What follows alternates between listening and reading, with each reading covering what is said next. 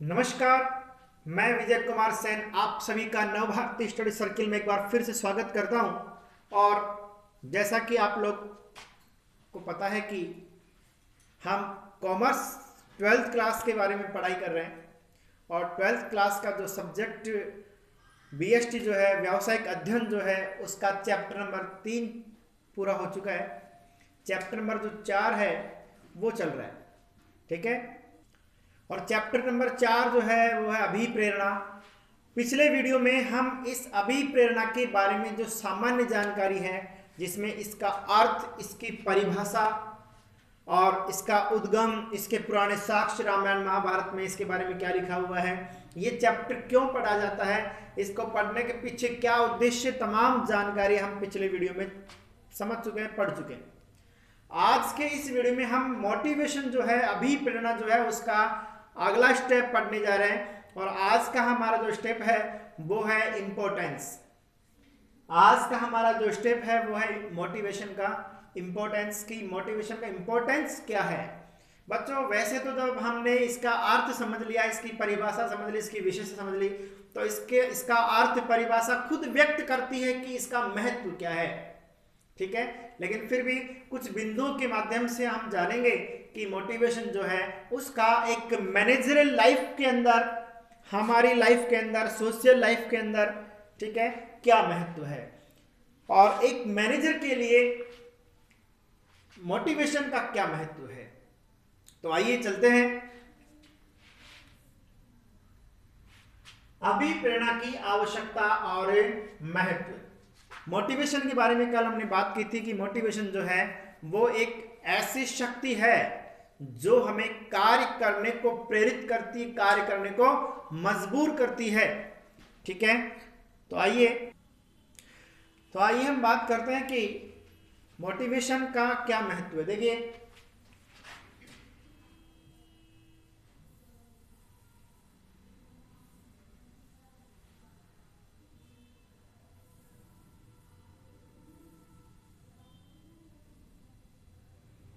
अभिप्रेरणा कहे या मोटिवेशन कहे, एक ही बात है, आवश्यकता और महत्व। उत्पादन के विभिन्न साधनों में मानव ही सजीव एवं सक्रिय साधन है। अभिप्रेरणा के माध्यम से मनुष्य को सक्रिय एवं गतिशील बनाया रखा जा सकता है। देखिए, कल भी बात की थी पुराने वीडियो में हमने, और आज के टॉपिक में फिर हम इस बात को रख रहे हैं कि जितने भी संसाधन है उन सभी संसाधनों में मानवीय संसाधन एक ऐसा संसाधन है जो एक्टिव होता है, जो सक्रिय होता है, ठीक है। बाकी और कोई सा संसाधन सेल्फ सक्रिय जो है वो एक्टिव नहीं होता है, स्वयं सक्रिय नहीं होता है, ठीक है। तो बात कर रहे हैं कि अब उसको भी सक्रिय होता है, लेकिन उसको सक्रिय बनाया भी जाता है, क्योंकि जब वो काम करता है तो उसकी सक्रियता जो है निष्क्रियता में तब्दील हो जाती है। तो ऐसा क्या किया जाए कि इसकी सक्रियता बनी रहे, उसकी गतिशीलता बनी रहे, ठीक है। तो गतिशील बनाया रखा जा सकता है यदि मानवीय संसाधन अभिप्रेरित होकर कार्य करने हेतु तत्पर हो जाए। यदि मोटिवेट होकर के मानवीय जो ह्यूमन बींग्स जो है, मानवीय संसाधन जो है वो मोटिवेट होकर काम करे, तो वो ऑटोमेटिक क्या हो जाएंगे? गतिशील हो जाएंगे, तत्पर हो जाए, तो उत्पादन के अन्य साधनों का सर्वोत्तम प्रयोग एवं संगठन के लक्ष्य की प्राप्ति आसानी से संभव हो जाती है। कि अगर मनुष्य जो है, मानव जो है, ह्यूमन बींग्स जिसे हम कह रहे हैं, वह ह्यूमन बींग, मानव जो संसाधन है, अगर सक्रिय हो जाएगा, अगर हो जाता है, तो सर्वोत्तम प्रयोग, संसाधनों का सर्वोत्तम प्रयोग, जो और संसाधन है उन संसाधनों का प्रयोग कैसा होगा? सर्वोत्तम, बेस्ट यूटिलाइजेशन। इसलिए उपक्रम के प्रत्येक कर्मचारी को अभिप्रेरित करना नितांत आवश्यक है। नितांत मतलब सो मस्ट, कंपलसरी है, ठीक है। अभिप्रेरणा के महत्व को दृष्टिगत रखते हुए रेंसिस लिकट ने इसे प्रबंध का हृदय कहा है। देखिए, जो विद्यार्थी कॉम्पिटिटिव एग्जाम की जो तैयारी कर रहे हैं, तो कॉम्पिटिटिव एग्जाम की तैयारी करने वाले विद्यार्थियों के लिए भी ये लाइन इंपॉर्टेंट है, और जो बच्चे 12th का एग्जाम दे रहे हैं इस साल उनके लिए भी इंपॉर्टेंट है। क्यों? क्योंकि ऑब्जेक्टिव्स जहां पर आते हैं, ऑब्जेक्टिव क्वेश्चंस जहां पर आते हैं, ठीक है, जिनमें 4 ऑप्शन दिए होते हैं और क्वेश्चन एक लाइन का क्वेश्चन होता है, ऐसे क्वेश्चन इसी तरह से पुटअप होते हैं कि निम्न में से प्रबंध का हृदय किसे कहा जाता है? The heart of the management. तो the heart of the management की हम बात कर रहे हैं, तो फ्रांसिस लिकट ने इसे क्या कहा है? प्रबंध का हृदय। तो प्रबंध का हृदय जो कहा जाता है वह अभिप्रेरणा, मोटिवेशन को कहा जाता है। अभिप्रेरणा का संबंध मानवीय पहलू से है। अभिप्रेरणा से व्यक्तियों की कार्य क्षमता में वृद्धि की जाती है। मोटिवेट, देखिए अकॉर्डिंग टू मी, मेरे अनुसार जो महत्व एक खिलौने के अंदर चाबी भरने का होता है, चाबी वाले खिलौने होते हैं, ठीक है, आप उनमें चाबी भर दो, ठीक है, जो ही आप चाबी भर के छोड़ेंगे तो वो खिलौना दौड़ना शुरू हो जाता है। ठीक वही महत्व मोटिवेशन का होता है संस्था के अंदर। जो ही आप कर्मचारियों को मोटिवेशन देंगे, जैसे ही आपके कर्मचारी अभिप्रेरित होंगे, वो ऑटोमेटिक कार्य करना शुरू कर देंगे, ठीक है। उन्हें संतुष्ट करने का प्रयास किया जाता है। यदि किसी उपक्रम के कर्मचारियों को अभिप्रेरित नहीं किया जाएगा तो उनकी योग्यता एवं कार्यक्षमता में निरंतर ह्रास होता जाएगा। मैंने कहा था कि शुरू में थोड़ी देर पहले कि सक्रिय संसाधन है मानव संसाधन, लेकिन जब वह निरंतर कार्य करता रहता है, निरंतर कार्य करता रहता है, निरंतर कार्य करता रहता है, तो करते करते करते करते करते वह निष्क्रिय हो जाता है। तो वह निष्क्रिय न हो, वह ऊबे नहीं उस काम से, वह उस काम से थके नहीं, उस काम से जी नहीं चुराए उसे, वह काम परेशान नहीं करने लगे उस काम में, अपितु उसका इंटरेस्ट डेवलप्ड हो, वह उस काम को दिल से, मन से, इंटरेस्ट के साथ करना शुरू करे। इसके लिए क्या जरूरी है? इसके लिए अभिप्रेरणा जरूरी है। इसलिए एलन ने लिखा है कि अपर्याप्त अभिप्रेरित व्यक्ति एक सुदृढ़ संगठन का प्रभाव समाप्त कर देता है। जिस संस्था में मोटिवेशन का अभाव होता है, उस संस्था के लोग धीरे धीरे मायूसी, धीरे धीरे वहां पर काम को लेकर के शिथिलता आती चली जाती है, और वह वहां के जो लोग हैं वो संगठन को भी धीरे धीरे क्या कर देते हैं? समाप्त कर देते हैं। दीमक की तरह वो उस संस्था को शिथिलता की ओर ले जाते हैं, और वो व्यक्ति खुद तो डूबते ही हैं, साथ में संस्था को भी ले डूबते हैं। तो बात कर रहे हैं कि अपर्याप्त अभिप्रेरित व्यक्ति एक मजबूत संगठन का प्रभाव भी क्या कर देते हैं? समाप्त कर देते हैं। अक्सर आपने कई लोगों का ऐसा कहते सुना होगा, ठीक है, कि जब कोई नया व्यक्ति किसी संस्था में आता है तो अक्सर नया व्यक्ति जोश और जुनून में काम करता है, लेकिन जब 1 साल 2 साल व्यक्ति काम करता है तो कुछ लोग कहते हैं कि साहब इसकी तो हवा निकल गई है, अब इस व्यक्ति की काम करने की शक्ति, कैपेसिटी कम हो गई। अरे काम करने की कैपेसिटी कम नहीं हुई है, अपितु वह व्यक्ति वहां के वातावरण से प्रभावित होकर के हो सकता है डिमोटिवेट हो गया हो सकता है उसे पुनर्बलन नहीं मिला हो सकता है उसे अभिप्रेरण नहीं मिला हो। तो ऐसी कंडीशन में वह व्यक्ति धीरे धीरे वहां के वातावरण में ढल करके शिथिल होना शुरू हो जाता है। Poorly motivated people can nullify the soundest organization। अभिप्रेरणा के महत्व को विस्तार पूर्वक अध्ययन करने से पूर्व हमें यह भली भांति समझ लेना चाहिए कि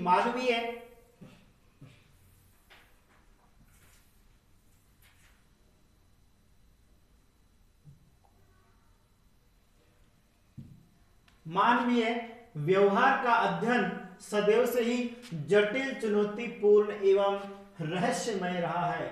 देखिए, ये जो मोटिवेशन जो दिया जाता है, ये मोटिवेशन किसे दिया जाता है? कल भी बात, मतलब पुराने वीडियो के अंदर मैं कह चुका कि मोटिवेशन का संबंध मानवीय पहलू से है। यह मानवों को दिया जाता है जानवरों को और दानवों को नहीं दिया जाता है।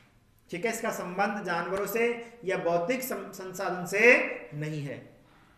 अब बात करते हैं कि ह्यूमन बींग्स की, तो इसका जो अध्ययन सदैव से जटिल, चुनौतीपूर्ण और रहस्यमय रहा है। ऐसा क्यों कहा जाता है कि मानवीय व्यवहार का अध्ययन रहस्यमय है, चुनौतीपूर्ण है? क्योंकि भैया मानवीय जो व्यवहार है वो सदैव एक जैसा नहीं रहता। देश काल परिस्थिति जो होती है उसके अनुसार मानव का व्यवहार बदलता जाता है।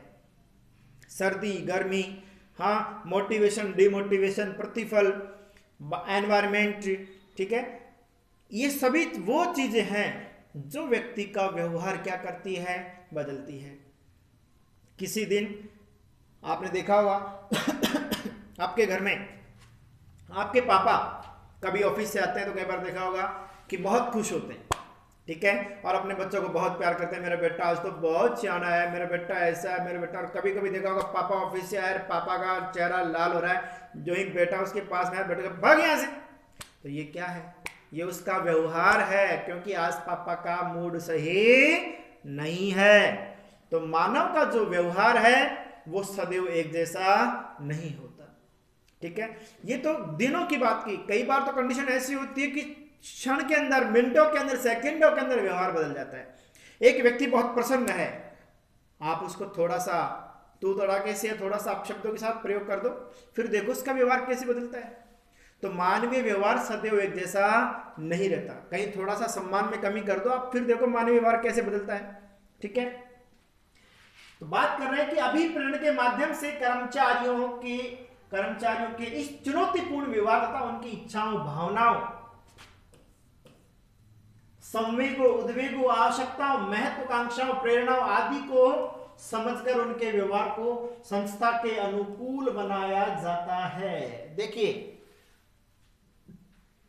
एक संस्था में काम करने वाले जो कर्मचारी होते हैं, वो काम करने वाले कर्मचारी एक रथ के अंदर, एक घोड़ा गाड़ी के अंदर लगने वाले घोड़ों के समान होते हैं।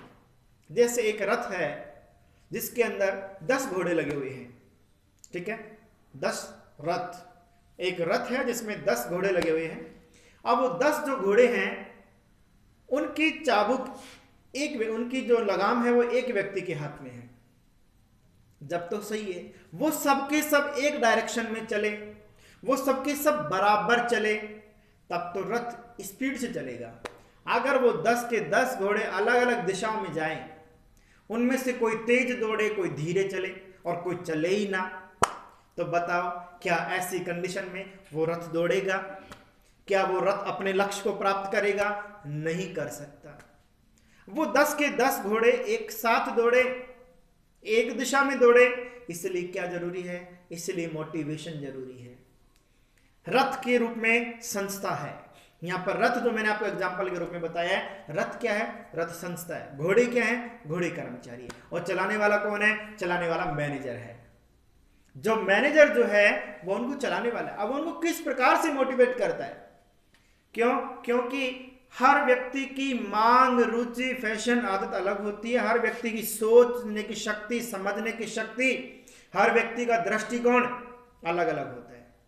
ठीक है, ऐसी दशा में उन सभी लोगों का एक दृष्टिकोण बनाना, उन सबको एक साथ लेके चलना बहुत चुनौतीपूर्ण कार्य है। लेकिन मोटिवेट वो प्रक्रिया है, मोटिवेशन वो क्रिया है जो सबको एक सूत्र में पिरोती है, एकजुट करती है।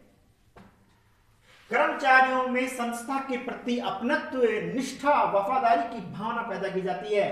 हाँ, देखिए, जब तक काम करने वाले कर्मचारियों के मन के अंदर, जब तक आपकी संस्था के सदस्यों के अंदर ये भावना, ये फीलिंग नहीं आएगी कि ये संस्था मेरी है, तब तक वो व्यक्ति दिल से काम नहीं करेंगे। तो जरूरी है कि उनके अंदर ये भावना आए कि ये संस्था मेरी है, मुझे संस्था के लिए काम करना है। और ये फीलिंग आती कहां से है?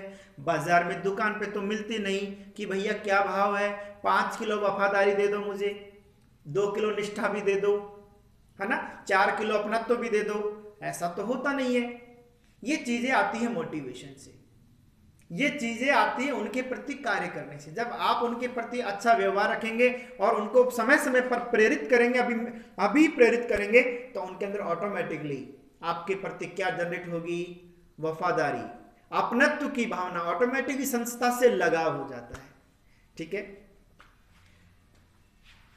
अभिप्रेरणा के महत्व एवं आवश्यकता के संबंध में जनरल फूड कॉर्पोरेशन के भूतपूर्व अध्ययन क्लेरेंस फासिस का यह कथन अत्यंत महत्वपूर्ण है कि आप किसी व्यक्ति का समय खरीद सकते हैं। आप किसी व्यक्ति का क्या खरीद सकते हैं? समय।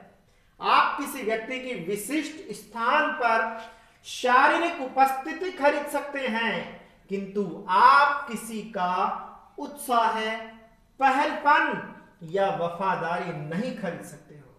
बहुत अच्छी मार्मिक बात कही है, बिल्कुल दिल को छूने वाली बात कही है कि आप पैसा करते हो ना, हाँ, आप पैसा दे करके किसी व्यक्ति की बॉडी खरीद सकते हो, किसी व्यक्ति को काम पे लगा सकते हो। ठीक है, नो डाउट।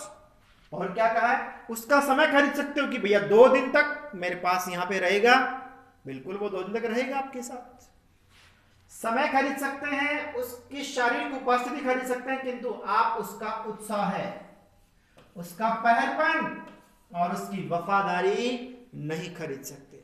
अगर आप चाहते हैं कि जिस व्यक्ति को मैं संस्था में लगा रहा हूं, जिस व्यक्ति के साथ संस्था जुड़ रही है, उस व्यक्ति का पहलपन, उस व्यक्ति का उत्साह, उस व्यक्ति की वफादारी भी संस्था में शारीरिक श्रम और समय के साथ में आए, तो जरूरी है उस व्यक्ति को मोटिवेशन दिया जाए।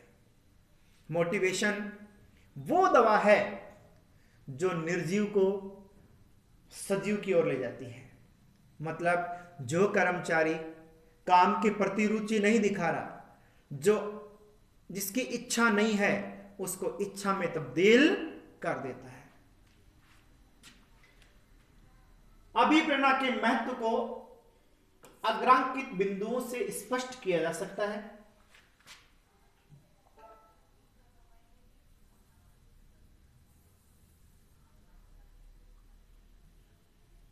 देखिए, हमने इसके महत्व को पढ़ा। फ्रांसिस लिकट ने कहा कि मोटिवेशन जो है वही महत्व रखता है जो ह्यूमन बॉडी के अंदर हृदय रखता है। ठीक है, कि अगर हमारा हृदय कुछ क्षण के लिए काम करना बंद कर दे, तो नो डाउट दुनिया का कोई भी व्यक्ति फिर काम नहीं कर सकता। क्यों? क्योंकि हृदय के काम करते करते करते करते ही वह काम करता है। हृदय ने जैसे ही काम करना बंद किया, वो भी काम करना बंद कर देगा। बोले मेरा दिल काम नहीं कर रहा, मैं भी काम नहीं करूंगा, और थोड़ी देर में वह व्यक्ति भी परोपकार की ओर चला जाएगा, ईश्वर को प्यारा हो जाएगा। क्लियर? सेम कंडीशन एक संस्था की है। अगर संस्था में मोटिवेशन नहीं दिया जाएगा, कर्मचारियों में अभी प्रेरणा खत्म हो जाएगी, प्रेरित होकर कर्मचारी काम नहीं करेंगे, दिल से कर्मचारी काम नहीं करेंगे, आत्मीय उत्साह से काम नहीं करेंगे, तो संस्था भी कुछ समय बाद समाप्ति की ओर चली जाएगी। कुछ बिंदु और हैं जिनके माध्यम से हम समझते हैं कि और क्या महत्व रखता है मोटिवेशन। सबसे पहला बिंदु है कि निर्धारित लक्ष्यों की प्राप्ति में सहायक। मैंने अभी कहा था थोड़ी देर पहले कि मोटिवेशन जो है वो मेरे अनुसार चाबी में, खिलौने में जो रोल चाबी का होता है, वही रोल मोटिवेशन का एक संस्था में होता है। जैसे चाबी भरी खिलौने के अंदर, चाबी वाले खिलौने आते हैं, चाबी भरी और चाबी भरते ही वो टुक टुक टुक टुक दौड़ना शुरू कर देता है। इसी प्रकार से कर्मचारियों के अंदर अगर आपने सही प्रकार से अभिप्रेरणा रूपी चाबी भरी है, मोटिवेशन अगर उनको सही प्रकार से दिया है, तो वो कर्मचारी भी संस्था को लक्ष्यों की ओर लेके जाएंगे। लक्ष्यों की प्राप्ति आसान हो जाएगी। लक्ष्यों की प्राप्ति आसान हो जाएगी। कैसे हो जाएगी? देखिए, किसी भी संस्था के निर्धारित लक्ष्यों एवं उद्देश्यों को प्राप्त करने हेतु अभिप्रेरणा अत्यंत आवश्यक है। अभिप्रेरणा से कर्मचारियों को उन कार्यों को करने के लिए प्रेरित किया जाता है जिनको करने से संस्था के लक्ष्य प्राप्त किए जा सकते हैं। संस्था के पास प्रचुर मात्रा में वित्तीय संसाधन,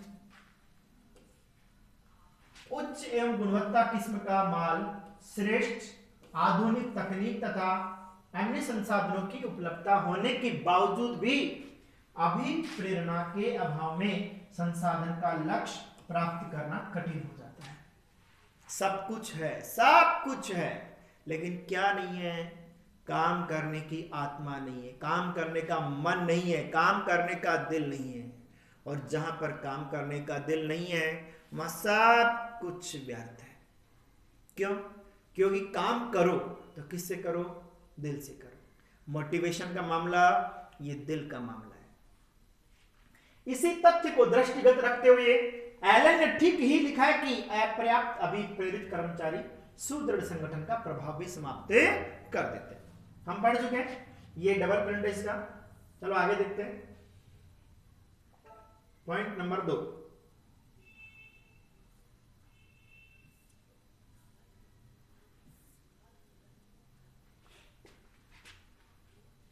देखिए मोटिवेशन को लेकर के ये पिक्चर जो है बहुत अच्छी है। ये एक व्यक्ति है, एक बड़े सारे पत्थर को धकेल रहा है। पत्थर की साइज बहुत बड़ी है, देखिए। और इस पे लिखा है कि मेहनत इतनी करो कि किस्मत भी बोल उठे, ले ले बेटा, ये तो तेरे हक का है।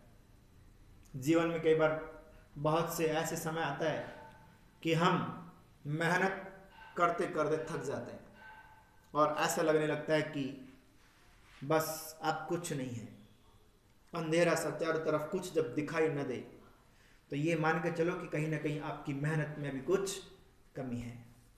क्यों? क्योंकि आपकी मेहनत इतने लेवल की हो जानी चाहिए कि उस मेहनत को देख करके ईश्वर भी बोल उठे कि ले ले बेटा, ये तो तेरा हक है।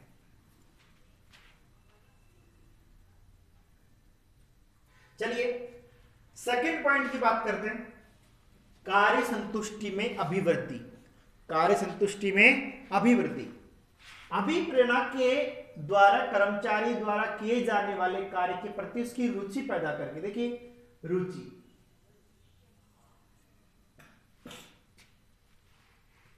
हालांकि मोटिवेशन जो है वो जानवरों में और जो भौतिक चीजें हैं उन पे लागू नहीं होता। इसका संबंध मानवीय संसाधन से है, ठीक है। लेकिन जब बात रुचि पैदा करने की है, तो देखो एक बार एक एग्जाम के अंदर एक क्वेश्चन बना था कि घोड़े को तुम नदी तक ला सकते हो, लेकिन पानी पीने को मजबूर नहीं कर सकते। लेकिन मेरा मानना है कि अगर मोटिवेशन सही तरीके से दिया जाए तो घोड़े को तुम नदी तक भी ला सकते हो और पानी पीने को मजबूर भी कर सकते हो, बशर्ते तुम्हारे मोटिवेशन के अंदर पावर होनी चाहिए। कई लोग पूछेंगे सर कैसे कह रहे हो आप? कुछ नहीं, सो सिंपल। घोड़े को नदी पे लाओ, बाल्टी पानी के भरो, एक मुट्ठी आटा लो और उसके ऊपर डाल दो, घोड़े की रुचि जागृत हो जाएगी। घोड़ा चाहता क्या है? घोड़े को कुछ अलग दिखाओ ना, उसका पानी पीने का मूड कतई नहीं है, वो पानी नहीं पीना चाहता। ही डोंट लाइक वाटर, उसको पानी नहीं चाहिए। लेकिन उसके ऊपर क्या डाल दिया? आटा डाल दिया ना। अब घोड़े को पानी के अंदर खुशबू किसकी आ रही है? आटे की आ रही है। अब पानी पिएगा। तो कहने का मतलब ये कि रुचि जागृत होनी चाहिए। जब तक इंटरेस्ट नहीं जगेगा, जब तक रुचि जागृत नहीं होगी, तब तक मोटिवेशन काम का ही नहीं है। हम लोग पढ़ाई करते हैं, पढ़ते हैं, घर वाले कह रहे हैं, पापा कह रहे हैं, मम्मी कह रही है पढ़ ले बेटा, पढ़ ले, जबरदस्ती किताब उठा के क्या करे, कल एग्जाम में आएगा, पढ़ना पड़ेगा, मजबूरी है। नहीं, पढ़ने का आपके मन के अंदर, आपके दिल से आवाज आनी चाहिए कि मुझे पढ़ना है। आपके अंदर वो इंटरेस्ट होना चाहिए पढ़ाई के प्रति। अगर आपका पढ़ाई में इंटरेस्ट नहीं है तो छोड़ दो, मत करो। वो काम करो जिसमें आपका इंटरेस्ट है। लेकिन अगर आप रियल में सपने साकार करना चाहते हो, अगर आप रियल में पढ़ना चाहते हो, अगर आप अपने पेरेंट्स का पैसा बर्बाद कर रहे हो, अगर उसका यूटिलाइजेशन कर रहे हो, तो बेटा रुचि जागृत करो, ऑटोमेटिक के रास्ते बनते चले जाएंगे। क्यों? कमी कहां पर है?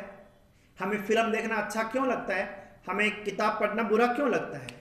क्योंकि फिल्म में हमें इंटरेस्ट आता है। और किताब या पढ़ाई की कोई बात अगर यूट्यूब पे भी चलती है तो लोगों की आंखें झपकाने लग जाती है। यूट्यूब पे भी पॉइंट बदल देते हैं।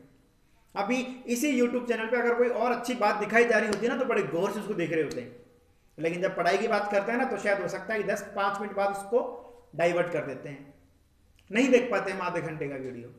लेकिन क्यों? रीजन क्या है?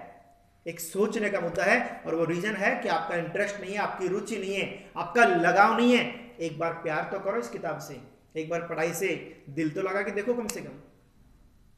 फिर देखिए कैसे ऑटोमेटिक सफलता के पन्ने कैसे बदलते चले जाएंगे।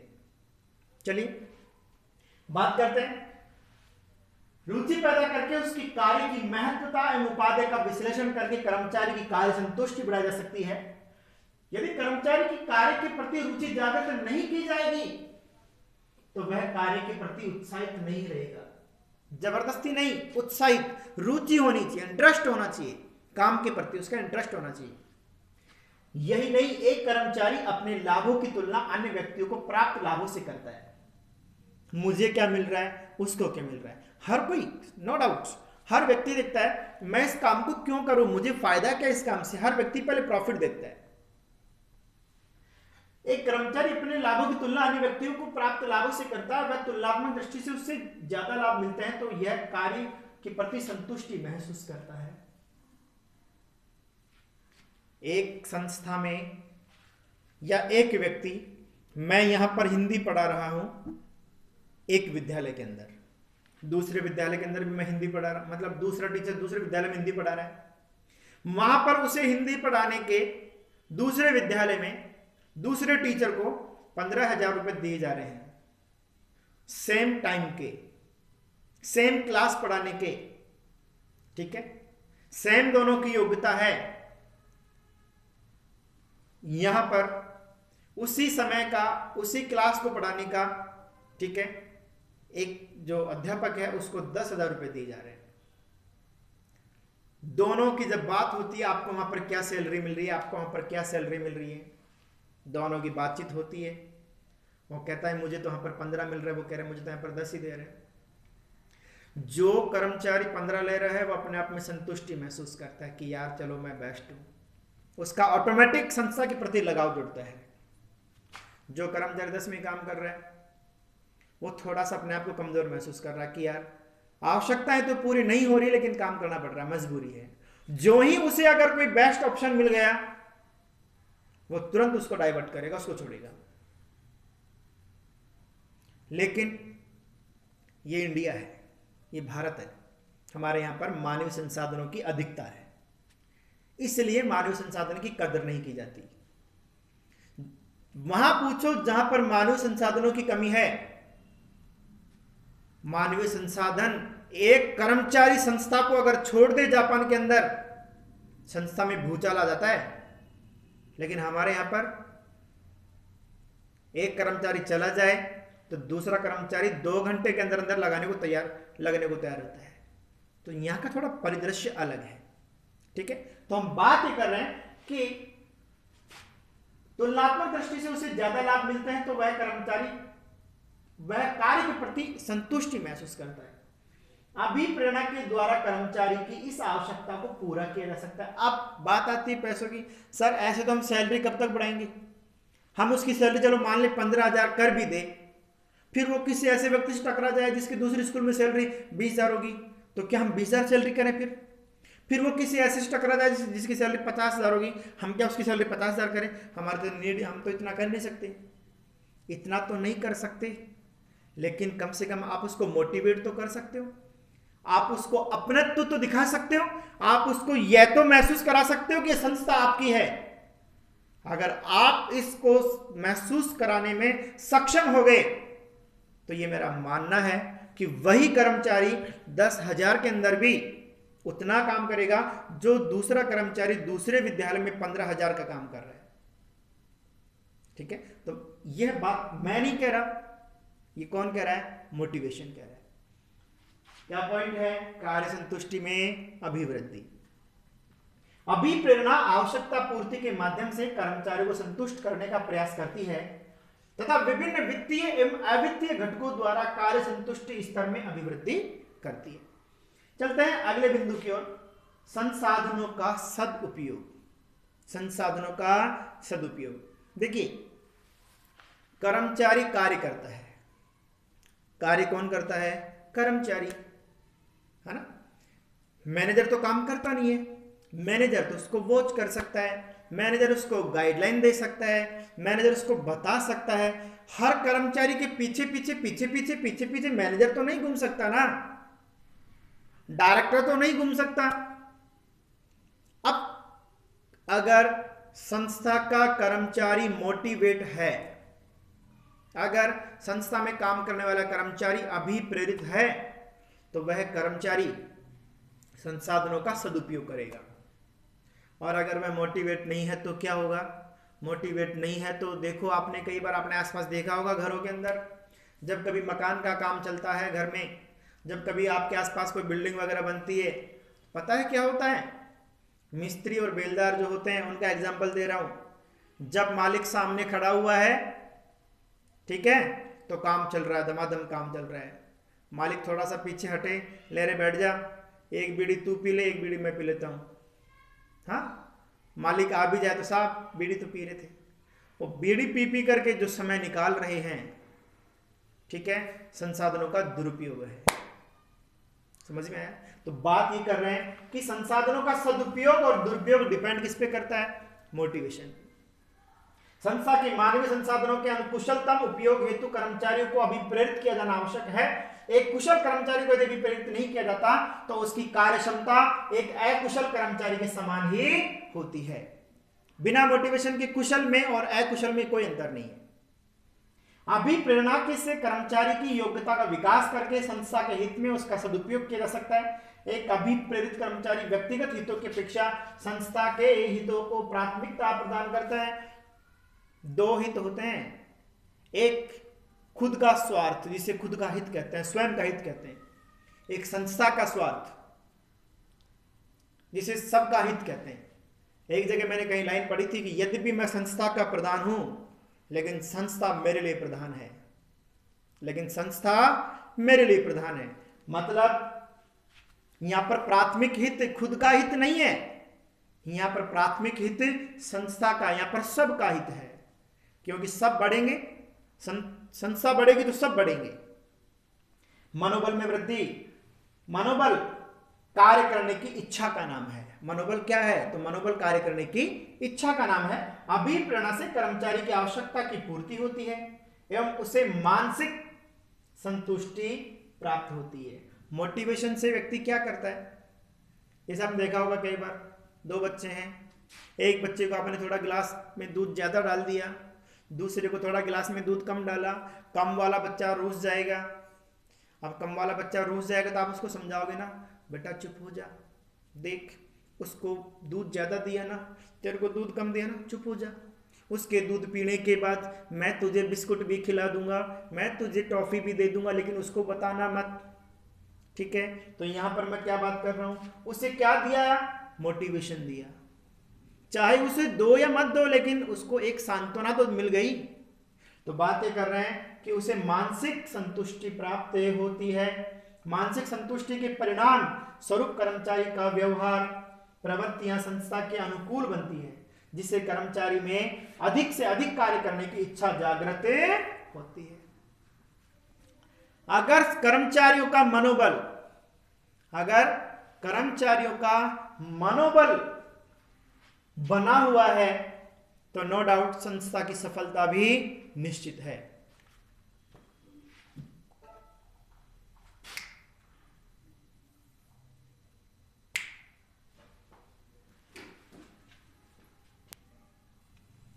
अगला बिंदु है अच्छे श्रम संबंधों का निर्माण।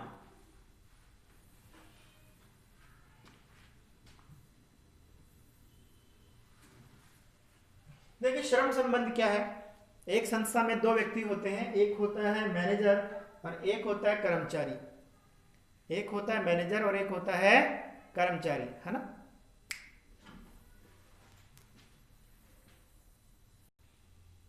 एक संस्था में दो व्यक्ति होते हैं, एक होता है मैनेजर वर्ग, एक होता है कर्मचारी वर्ग। ठीक है, अक्सर ऐसा देखा जाता है कि दोनों वर्ग में, कर्मचारी वर्ग में और मैनेजर वर्ग में, दोनों में अपोजिट रिलेशन होते हैं। जहां कर्मचारी वर्ग जो है वो मैनेजर वर्ग को कुछ नहीं समझता और मैनेजर वर्ग जो है कर्मचारी वर्ग को कुछ नहीं समझता। मैनेजर वर्ग तो ये मानता है कि ये जो कर्मचारी वर्ग है ये अशिक्षित और असभ्य है, जबकि कर्मचारी वर्ग जो है वो ये मानता है कि गाड़ी हमसे ही चल रही है, अगर हम नहीं होंगे तो कुछ नहीं होगा। जबकि वास्तविकता ये है कि मैनेजर की अपनी जगह पर भूमिका अलग है और कर्मचारियों की अपनी जगह पर भूमिका अलग है। दोनों एक गाड़ी के दो पहिए हैं और दोनों का होना जरूरी है। अगर एक भी पहिया पंक्चर हो गया या हट गया तो गाड़ी नहीं चलेगी। लेकिन ऐसा बहुत कम हो पाता है। कई जगह तो बड़े बड़े विवाद तक इस कारण हो जाते हैं, दोनों की मिसअंडरस्टैंडिंग के कारण। यहां पर हम बात कर रहे हैं अच्छे श्रम संबंधों के ऊपर कि अच्छे श्रम संबंधों का निर्माण कैसे हो। कर्मचारी जो है, कर्मचारी वर्ग मैनेजर वर्ग का रेस्पेक्ट करे और मैनेजर वर्ग जो है वो कर्मचारी वर्ग का रेस्पेक्ट करे। और ये संभव है तो ये संभव है केवल मोटिवेशन से। अगर मैनेजर वर्ग समय समय पर उन्हें अभिप्रेरित करे, उन्हें अच्छी अच्छी बातें बताए, उन्हें अच्छी बातें सिखाएं, ठीक है, और उनके साथ अच्छा व्यवहार करें तो नो डाउट वो भी मैनेजर वर्ग का रेस्पेक्ट करेंगे।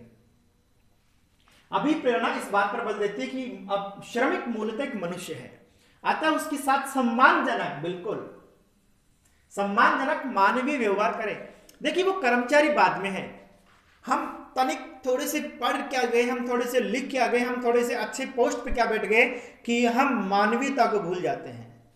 हम ये भूल जाते हैं कि जिसके साथ हम व्यवहार कर रहे हैं, जो श्रमिक है, जो कर्मचारी है, वो कर्मचारी बाद में है, पहले वो मानव है। वो अनपढ़ है तो क्या हुआ, उसके अंदर भी आत्मा है, उसके पास भी भौतिक शरीर जैसा हम हैं। अगर हम चाहें कि उसको जानवर की तरह लगा रहे काम में, लगा रहे काम में, लगा रहे काम में, तो क्या काम कर पाएगा? नहीं कर पाएगा। अतः जरूरी यह है कि उसके साथ भी मानवीय व्यवहार हो। अगर उसके साथ मानवीय व्यवहार होगा तो नो डाउट वो आपकी संस्था के प्रति बिल्कुल दिल से काम करेगा। मानवीय व्यवहार किया जाना चाहिए। अभिप्रेरणा से प्रबंधकों एवं कर्मचारियों के मध्य पारस्परिक सहयोग एवं विश्वास पनपता है, जिससे कर्मचारियों की शिकायतों, नैराश्य, हताशा, हड़ताल, तालाबंदी आदि में कमी आती है। अच्छे श्रम संबंधों की स्थापना होती है। हाँ, अगर मोटिवेशन मिलेगा तो ये चीजें नहीं आएंगी। अगला बिंदु है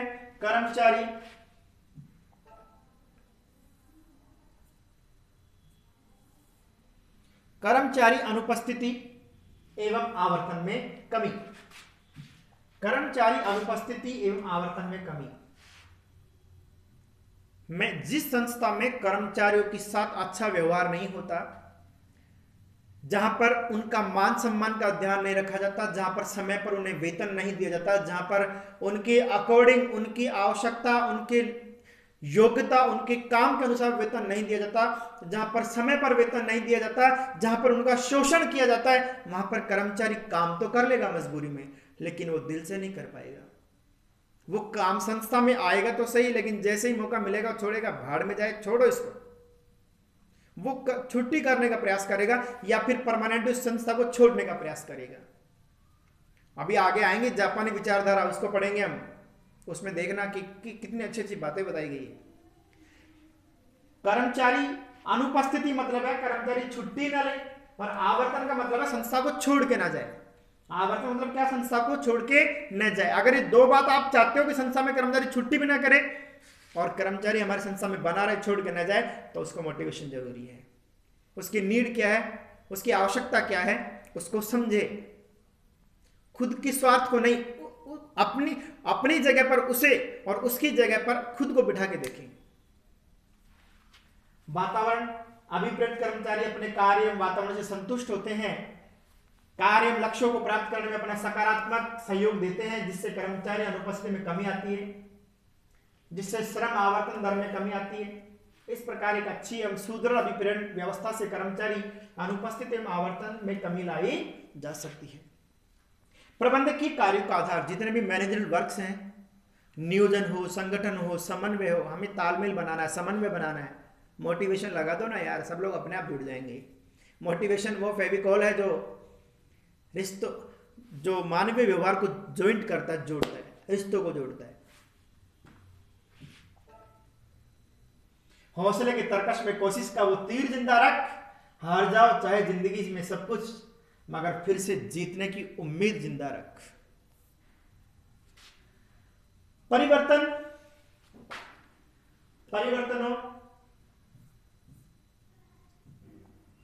परिवर्तनों में सुविधा। देखिए, परिवर्तन समय के अनुसार होते रहते हैं, परिवर्तनों का विरोध किया जाता है, लेकिन आप ये चाहते हैं कि परिवर्तनों का विरोध नहीं हो, हमारी संस्था के कर्मचारी परिवर्तनों में ढल जाए, तो क्या आवश्यक है उसके लिए उन्हें जो नीड है वो मोटिवेशन की है। समूह भावना के विकास, सब लोग आपस में हिल मिल के रहे, कोऑर्डिनेट रहे, हाँ, सब लोग आपस में मिलजुल कर काम करें। इसके लिए भी क्या जरूरी है?